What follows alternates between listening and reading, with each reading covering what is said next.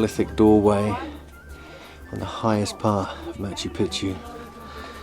Incredible construction. You get these strange niches here with this circular. I've no idea what that's used for, but there's one on this side. And there's one over this side as well. Try it again. Try it again. It's almost like they're kind of hinges of some sort. Look at these strange little niches here, and the one up there. But this little thing in the inside? Yeah. That's strange. Isn't it? And above here we have this strange sticky out bit. It's kind of Mayan. Looks almost like a ball court part of a Mayan game.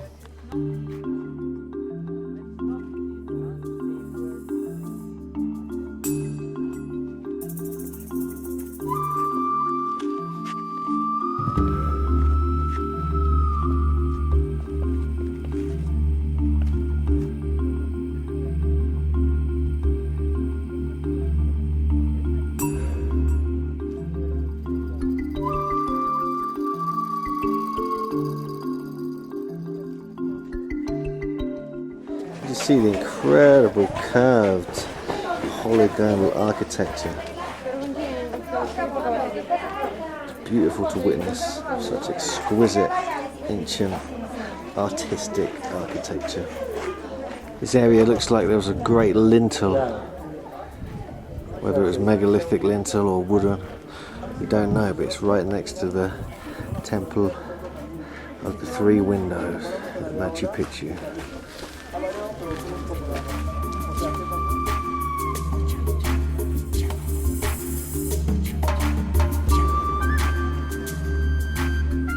It's incredible megalithic construction here at Machu Picchu.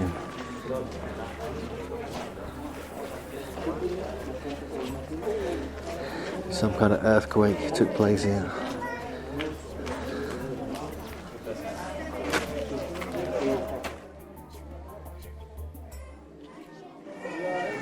Some of these stones must weigh in excess of 80 or even 100 tons. It's incredible megalithic construction.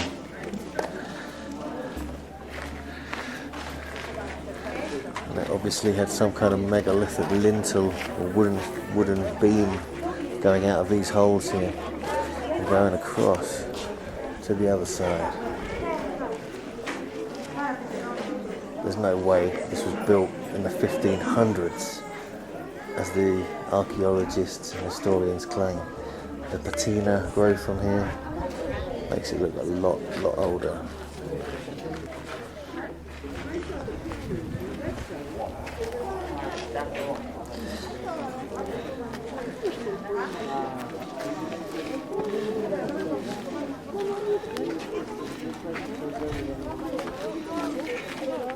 This is one of the shadow stones.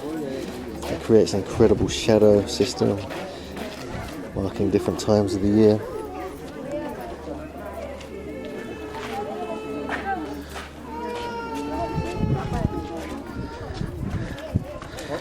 Here is the Holy of Holies, Machu Picchu.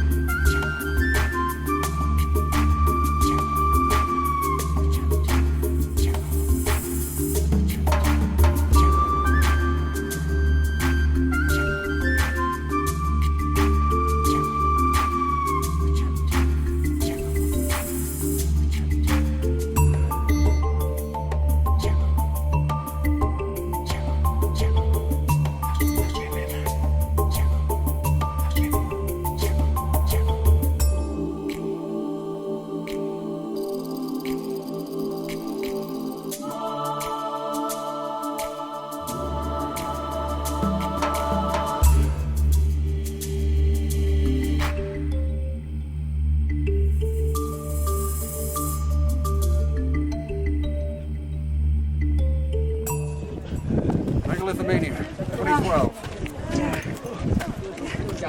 You know, the three laws of the Incas, the Spanish corrupted that and made it don't lie, don't cheat, and don't steal. No, don't be lazy, don't cheat, and don't steal. And that's the opposite of the actual fact. It was be truthful, be loving, and work hard. You know, it's the positive. Whereas most Peruvians still think it's don't lie, don't be lazy. That's not the way it was. It was positive reinforcement, always. And that's also why the Inca had trouble with the Spanish, because they truly did approach them in an honest fashion. They had rules of warfare. And the Spanish just went, I don't think so. You know, when the Spanish first showed up and met Atahualpa, who was the first ruler that they met, they told him, we've just come, you know, we're here, we followed your road, we're heading south. You know, we don't plan to stay here, so can we be allowed free passage through? Meanwhile, they're looking all over the place. And Atahualpa very rapidly started to pick up on what they were actually doing. So that's why in my book it became an immense chess game between the two of them, between Pizarro and Atahualpa, because both of them were trying to figure out what the other really wanted. And that's why I wrote my first book. How could 160 Spanish defeat a standing army of 100,000? It's impossible. But through manipulation, through the civil war, it's disease, etc. It's a very logical process that happened. So it looks like up here we have the smaller, what is probably Inca construction. Still pretty nice. There's still polygonal qualities to it, but it's not of the level of the large polygonal stuff we've been looking at. But then when you get to this, it's a whole different thing. It's almost like the whole top of this mountain has been carved out of solid rock. Oh, that's true. It's incredible. Like a piece of abstract art.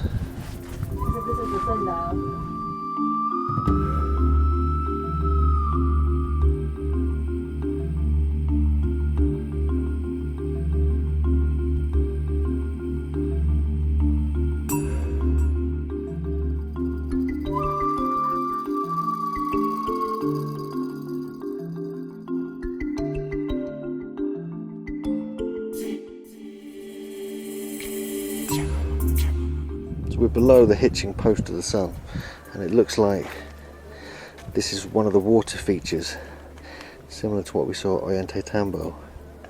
You see where water has been running here through the whole site, suggesting it could have been some kind of energetic system they were using for charged water, but also just to have drinking water, obviously. And we see more evidence of megalithic construction just around the edge here, and more water features. So it's very interesting how they work with water to such a beautiful degree of accuracy. So here we have more rough-hewn megalithic walls in Machu Picchu. Still polygonal, kind of look like the ones in Italy. And then we get further up to the main temple space, just on the one level down from it. And we see the precision engineering.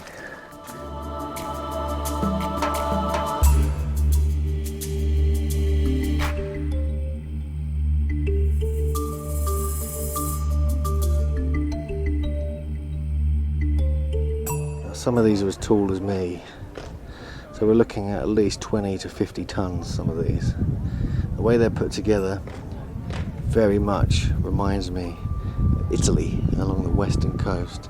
And above that we have the Temple of the Three Windows. So there's different styles of megalithic polygonal construction wherever we look around Machu Picchu in Peru.